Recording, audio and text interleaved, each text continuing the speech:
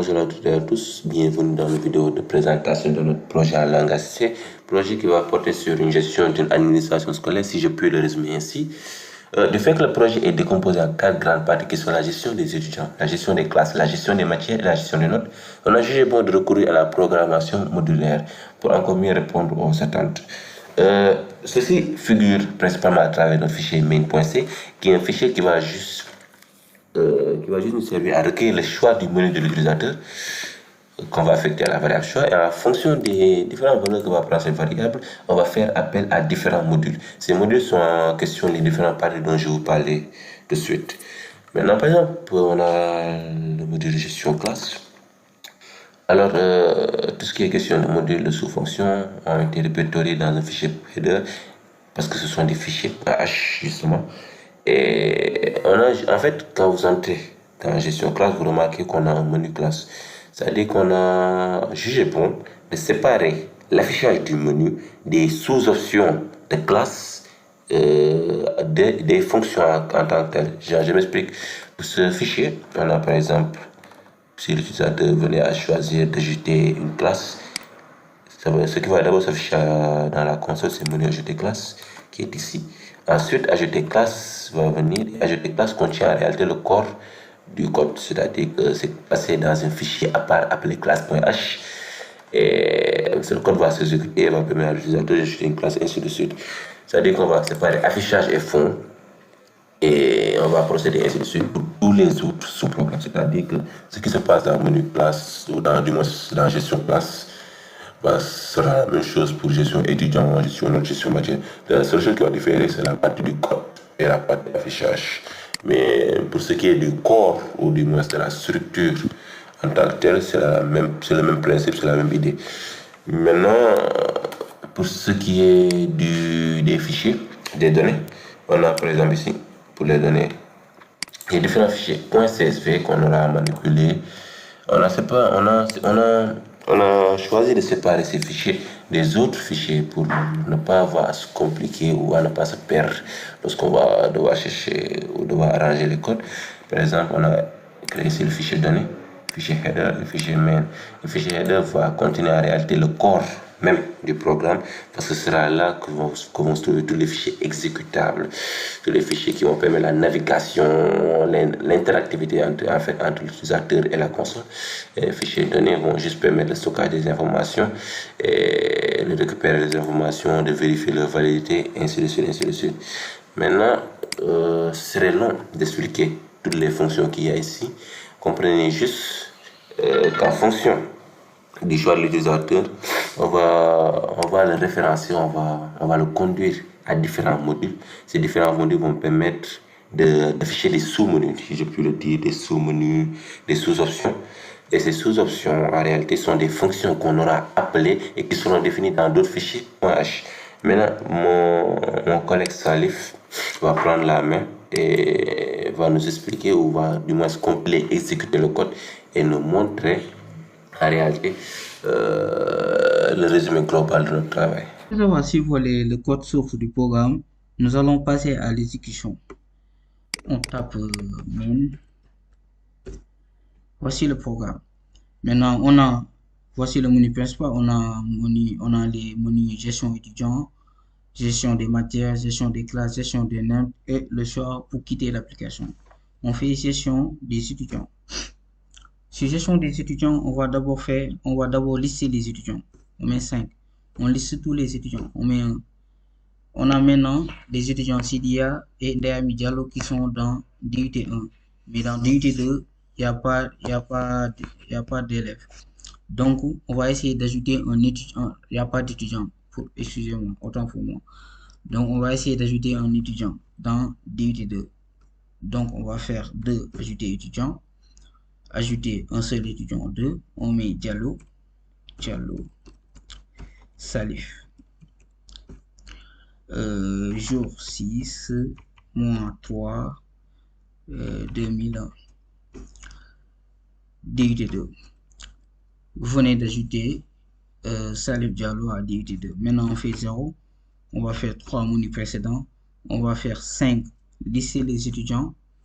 Maintenant, on va faire lisser tous les étudiants on a bel et bien Salif Diallo. Maintenant, on va essayer de supprimer un étudiant. On va maintenant supprimer l'étudiant qu'on avait créé, c'est-à-dire Salif Diallo dans DUT2. Donc, on choisit l'option 4. On essaie maintenant, on va rechercher l'étudiant parce que euh, pour le numéro, on a fait des calculs, c'est alloué dynamiquement. Donc, on va faire de rechercher l'étudiant. Choisissez une classe, il est dans la classe DUT1. Donc, on a toutes les personnes, tous les étudiants qui sont dans la classe DUT1. Ici, c'est seulement Salif Diallo.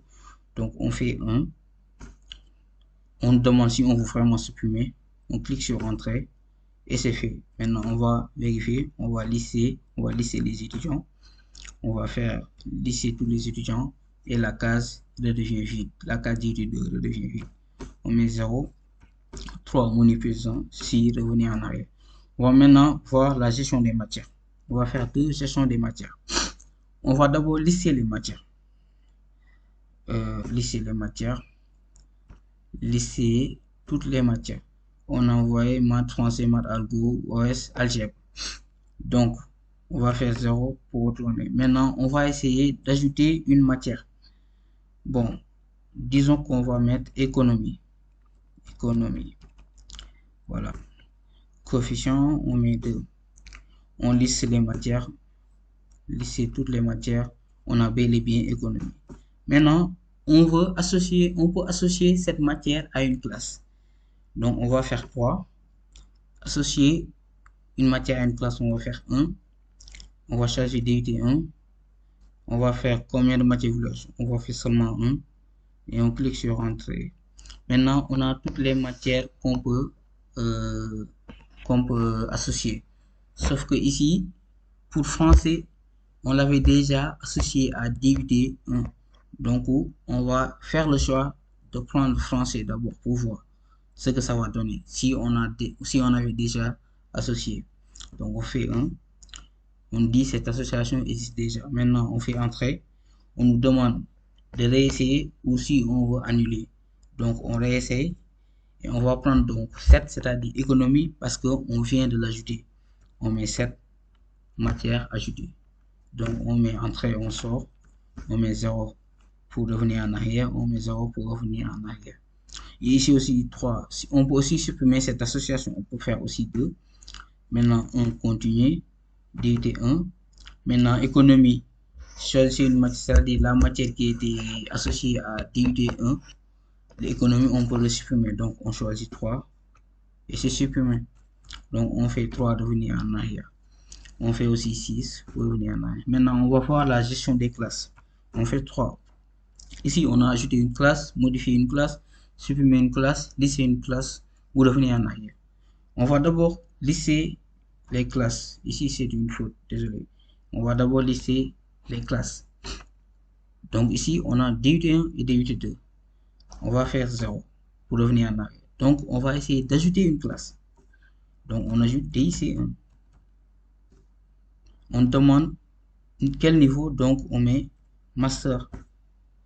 Vous venez d'ajouter DIC1 à master. Donc, on fait 0. Maintenant, on liste la classe et on a bel et bien DIC1. On peut aussi modifier ce DIC1 en DIC2 ou DIC3.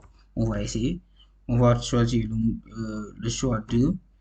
On va prendre 3 et on va donner le nom de DIC2. Master. Maintenant, on va voir si elle a bel et bien été modifiée. On met 4. Vous voyez DIC2. On peut aussi la supprimer en faisant 3. Donc 3. Voilà. 4 lycées étudiants. Et c'est supprimé. On fait 0. 5 pour revenir en arrière. 4. Gestion des notes. Voilà. On a ici l'ajout de notes, modification de notes, lister notes, supprimer notes ou revenir en arrière. On peut 3 lister les notes, afficher les notes d'une classe, DUT1 ici, parce qu'on n'avait pas encore, parce qu'ici il n'y a pas de notes, parce qu'on a déjà associé les matières, mais on n'a pas mis de notes. C'est pour cela ici on voit ces notes. Donc on revient en arrière, 3, revenir en arrière, 5, revenir en arrière. Et en quittant l'application, on aura un message de revoir.